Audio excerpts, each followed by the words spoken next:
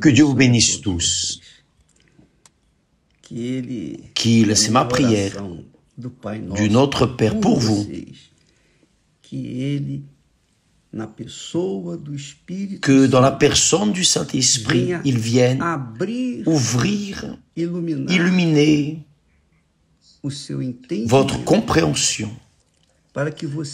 pour qu'alors vous veniez savoir faire votre bon choix. La Bible dit, Paul dit que le Dieu de ce siècle a aveuglé la compréhension du peuple. Ce qui veut dire que le diable travaille fortement pour aveugler, pour laisser la personne ignorante, pour faire en sorte que les personnes continuent aveugles, perdues dans leurs délits et péchés. Parce que le jour où leurs yeux s'ouvriront, elles comprendront. Maintenant, je sais ce que je dois faire. Et elle aura le courage de le faire. Que cela soit ainsi avec vous, mes amis. Que le Saint-Esprit vienne ouvrir vos yeux, les yeux de la compréhension, pour que vous sachiez ce qui est correct et ce qui est erroné, et preniez la décision correcte, faites le choix correct pour votre vie. Très bien. En parlant de cela, j'aimerais parler d'un thème très sensible. Et je sais que beaucoup de personnes, d'ailleurs, nous condamnent parce que nous parlons de la manière dont nous parlons en relation aux personnes qui font partie de l'Église physique, l'Église institution. L'Église institution, c'est l'Église universelle, c'est l'Église A, B, C, D, enfin, les Églises institutionnelles. L'Église du Seigneur Jésus est spirituelle. Elle est formée d'un corps dont les membres sont ceux qui sont nés d'eau et du Saint-Esprit. C'est le royaume de Dieu ici sur terre. L'Église du Seigneur Jésus ici sur terre, c'est le royaume de Dieu. Et elle est formée exclusivement par des personnes qui sont nées d'eau et du Saint-Esprit. Ce sont des personnes de Dieu. Ce sont les enfants de Dieu. Cependant, malheureusement, dans les églises physiques, les églises institutionnelles, il existe beaucoup de personnes qui sont comme des drachmes perdus. Elles sont à l'église, font partie des offices de leur église, travaillent dans leurs églises, dans leurs dénominations respectives, mais malheureusement, elles ne sont pas nées d'eau et du Saint-Esprit. Elles ne sont pas nées. Elles ont été baptisées dans les eaux, oui, elles l'ont été, mais c'est ce baptême où la personne est entrée pécheresse et sortie pécheresse, continue à vivre dans le péché. Elles n'ont pas été baptisées, évidemment, du Saint-Esprit. Donc, ce sont des personnes que je considère des drachmes perdus. Des drachmes perdus. Vous vous rappelez quand Jésus a dit « Cherchez les brebis perdues de la maison d'Israël. » Donc il existe beaucoup de brebis perdues de la maison d'Israël. Il existe aussi beaucoup de drachmes perdus dans les églises évangéliques. Des personnes qui font partie de l'Église sont des personnes qui évangélisent, des ouvriers, des pasteurs, des évêques, des épouses de pasteurs, d'évêques, des membres actifs dans l'Église ou dans les églises. Cependant, elles ne sont pas nées d'eau et du Saint-Esprit. Elles ne sont pas entrées dans le royaume de Dieu. Et à cause de cela, elles ne sont pas enfants de Dieu, évidemment, bien sûr. Elles ne sont pas nées d'eau ni du Saint-Esprit. Non, elles ne sont pas enfants de Dieu. Mais elles, et c'est le grand danger, et c'est ce sur quoi je veux travailler, je veux vous faire comprendre, parce que moi, personnellement, durant environ 2 ans, j'étais une drachme perdue dans une dénomination évangélique très bonne, excellente. Elle était très bonne. Mais j'étais une drachme perdue. J'écoutais la parole, je priais, j'ai accepté Jésus. J'aimais tout, mais j'étais même loyal à l'Église. Mais je n'étais pas né de nouveau. Donc, je n'étais pas enfant de Dieu. Et pour cette raison, parce que je n'étais pas né de Dieu, je n'avais pas la certitude de mon salut. Donc, chaque fois que le pasteur parlait, qui veut accepter Jésus comme son Seigneur et Sauveur, etc., j'étais là, avec le bras tendu, moi je veux. Je restais debout, je recevais la prière, je m'asseyais, je sortais de l'église, et là dehors, je continuais à vivre comme un enfant des ténèbres, un enfant du diable, parce que je faisais ce que le diable aimait. Je vivais dans le péché. Ainsi sont de nombreuses personnes, des drachmes perdues. Jésus a dit, ce sont des drachmes perdues. La drachme perdue, c'est cette personne qui est dans l'Église. C'est une personne active dans l'Église. Mais elle n'est pas née d'eau ni du Saint-Esprit. Et là, je veux que vous compreniez ce verset qui va éclaircir cette situation. Jésus a dit, vous voyez ce que Jésus dit?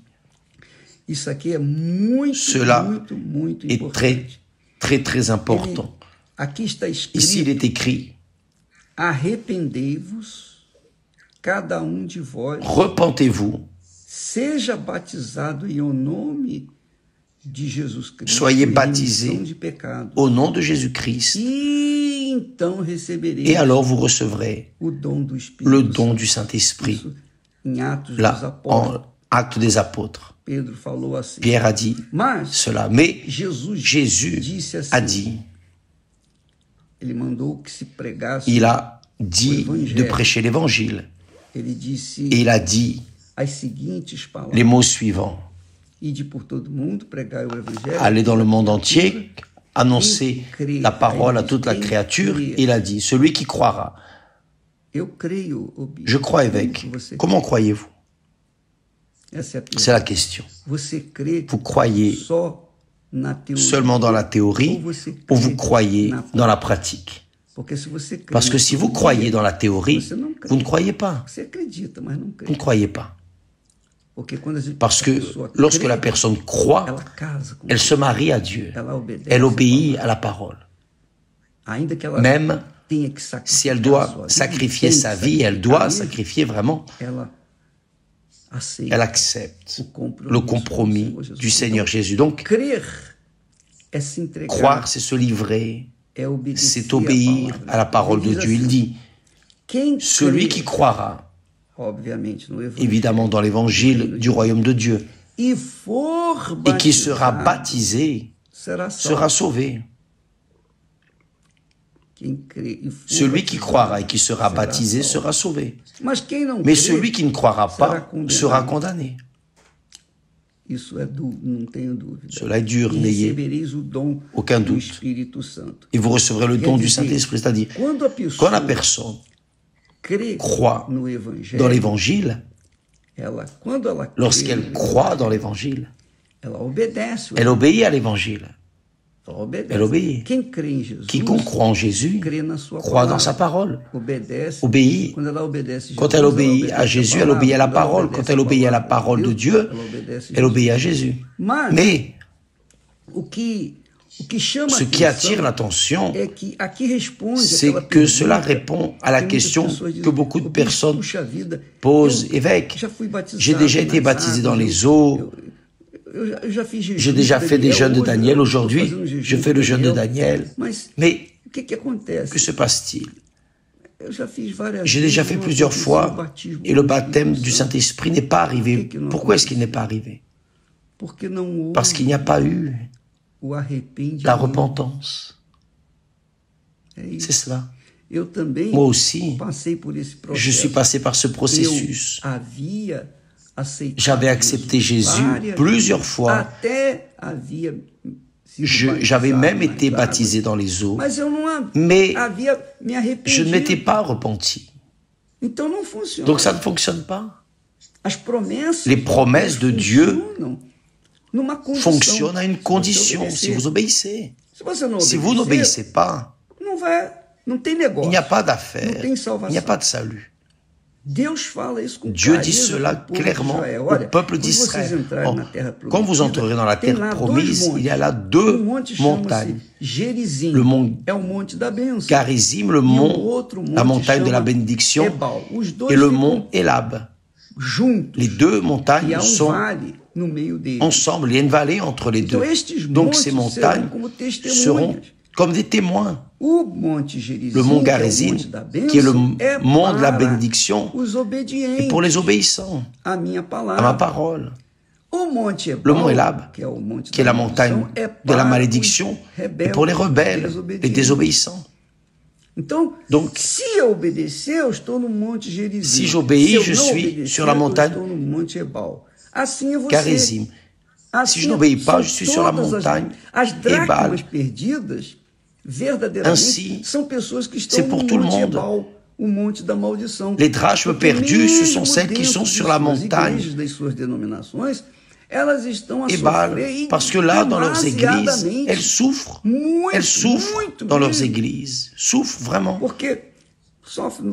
Elles souffrent dans le mariage, souffrent dans la vie spirituelle, souffrent dans la vie sentimentale, souffrent dans la vie économique. Dans tous les aspects, elles souffrent. Elles vivent une pénitence. Pourquoi? Parce que, bien qu'étant dans une dénomination, chantant, louant Jésus, pleurant devant l'autel, malgré toutes ces choses, elles sont perdues. Ce sont des drachmes perdus. Pourquoi? Parce que lorsqu'elles sortent de l'Église, lorsqu'elles sortent de ce climat, de cette sphère émotive, cette ambiance de beaucoup de sensations, la personne dehors, il n'y a pas de sensation, il n'y a pas de chanson, il n'y a pas de sentiment. Elle doit affronter le diable. Et si elle n'est pas née d'eau et du Saint-Esprit, elle ne triomphe pas, elle est fracassée. Donc, elle porte en elle ce sentiment dans l'Église. Je sens la paix en dehors. Ma vie est une malédiction. C'est un enfer. C'est la réalité. Elle ne dit pas cela. Elle ne dit pas cela aux autres. Mais elle sait. Elle sait qu'elle n'est pas née de Dieu. Parce que quiconque naît de Dieu, excusez-moi, je ris parce que ça me donne une allégresse, une joie de parler, d'annoncer l'évangile qui sauve. Jésus a dit, celui qui boira l'eau que je lui donne, cette eau sera en lui une source. Donc, quand la personne reçoit le Saint-Esprit, elle devient une source. Que cela soit dans l'église, ou en dehors de l'église, dans le travail, dans la rue, quel que soit l'endroit où elle est une source. Pourquoi? Parce qu'elle est née d'eau et du Saint-Esprit. Elle est morte pour le monde. La personne née d'eau, c'est la personne qui a été ensevelie, sa vieille nature a été ensevelie, et elle est née, elle a une nouvelle nature. Elle est née du Saint-Esprit parce que le Saint-Esprit l'a engendrée. Esprit, celui qui est né de la chair est chair, et celui qui est né du Saint-Esprit est esprit. Donc la personne porte en elle la nature divine, la nature du Saint-Esprit qui est esprit ou spirituel. Mais si cela n'est pas arrivé, elle est une drachme perdue. Elle peut être missionnaire, peut être prophète, prophétesse, elle peut avoir des dons, elle peut être une créature active dans sa dénomination. Mais cela ne dépasse pas une simulation. C'était rien de plus que quelque chose de faux, parce qu'elle sait qu'elle n'est pas née de Dieu. Elle sait qu'elle n'est pas née de Dieu parce que sa chair est toujours faible. Sa chair n'est pas faible juste à l'église, mais en dehors de l'église, la chair vit dans la chair. C'est la réalité. Donc, mes amis, évaluez votre condition spirituelle. Évaluez votre position. Parce que ce n'était pas l'église, ce n'était pas le pasteur, ce n'était pas devant les membres. Vous devez prendre soin de votre âme. Parce que si elle n'est pas totalement remise, non seulement dans l'église, mais à chaque instant, 24 heures sur 24, quiconque est de Dieu 24 heures sur 24, quel que soit l'endroit, étant ou non dans le jeûne de Daniel. Où qu'elle aille, elle est une nouvelle créature. Donc, n'appartiennent au royaume de Dieu que les personnes qui sont nées de Dieu, sont nées d'eau, sont nées du Saint-Esprit. C'est ce que Jésus dit. Celui qui n'est pas né d'eau et du Saint-Esprit ne peut pas entrer dans le royaume de Dieu. Entrer. Donc ces personnes, ces drachmes perdus, ou perdus de la maison, brebis perdus de la maison d'Israël, n'appartiennent pas à l'église spirituelle, à l'église invisible, au royaume de Dieu. Le royaume de Dieu est un royaume invisible. Vous voyez, je ne vois pas le royaume de Dieu, mais le royaume de Dieu est en moi. Je n'ai pas d'œil à l'intérieur de moi, j'en ai à l'extérieur, mais je perçois que j'ai le royaume de Dieu. Il est en moi. Pourquoi? Parce que mon caractère a changé. Ma vie a changé intérieurement. Pourquoi? Parce que je suis né d'eau et du Saint-Esprit. Et le Saint-Esprit confirme cela avec moi. Personne n'a besoin de venir et dire l'évêque est de Dieu. Non. Si vous dites que je suis de Dieu, si vous dites que je ne suis pas de Dieu, si vous me bénissez ou me maudissez, ça ne fait aucune différence. Ça ne fait aucune différence. Aucune différence. Pourquoi? Parce que le Saint-Esprit témoigne, c'est-à-dire confirme en moi que je suis enfant de Dieu. Je ne suis pas une drachme perdue. J'étais une drachme perdue. Mais un jour, j'ai compris. Dieu a ouvert mes yeux spirituels. J'ai vu mon péché et je me suis repenti. Je me suis repenti parce que tant que j'étais à l'église, pratiquant la religiosité, pratiquant la doctrine de l'église, je pensais que j'étais de Dieu. Mais non, je ne l'étais pas. J'étais une drachme perdue. j'étais une brebis perdue dans la maison d'Israël. Et cela me faisait vivre une vie duple. Dans l'église, j'étais une chose, à l'extérieur, j'étais une autre. Donc, mes amis, je ne dis pas cela pour critiquer qui que ce soit, en aucune manière. Je dis cela prêchant la parole que Dieu m'a donnée. Il dit que s'il n'y a pas de conversion, plutôt de repentance, il n'y a pas de baptême du Saint-Esprit. Il n'y a pas de baptême du Saint-Esprit. Donc ça ne sert à rien de faire le jeûne de Daniel et de ne pas vous être repenti ou de ne pas se repentir de vos péchés. Parce que je ne m'étais pas repenti de mes péchés. C'est la réalité. Jusqu'au moment où j'ai vu mes péchés, le Saint-Esprit m'a montré et alors je me suis repenti. Et alors, il m'a montré Jésus, mon Sauveur, qui m'a lavé de mes péchés. Donc, d'abord, vous devez vous repentir. Repentez-vous, a dit Jésus. Le message du Seigneur Jésus est repentez-vous. Repentez-vous. Et alors, vous recevrez le don du Saint-Esprit. Qu'est-ce que la repentance, évêque? Qu'est-ce que la repentance? Demain, je vais parler au sujet de la repentance. Que veut dire la repentance? Se repentir, d'accord? Ce n'est pas l'émotion, mais c'est une attitude. Nous allons en parler plus demain au sujet de ce thème, la repentance, parce que beaucoup de personnes sentent des remords, mais ne se repentent pas, d'accord? Nous allons continuer dans le jeûne de Daniel. Aujourd'hui, c'est le deuxième jour. Grâce à Dieu, vous qui êtes fermes dans le jeûne, grâce à Dieu. Allons de l'avant. Mais, n'oubliez pas, sans repentance, il n'y a pas de salut. Sans repentance, il n'y a pas de baptême du Saint-Esprit. Sans repentance, la personne continue d'être une drachme perdue, comme la drachme perdue dans la maison de Dieu. Que Dieu vous bénisse tous et à demain au nom du Seigneur Jésus. Amen.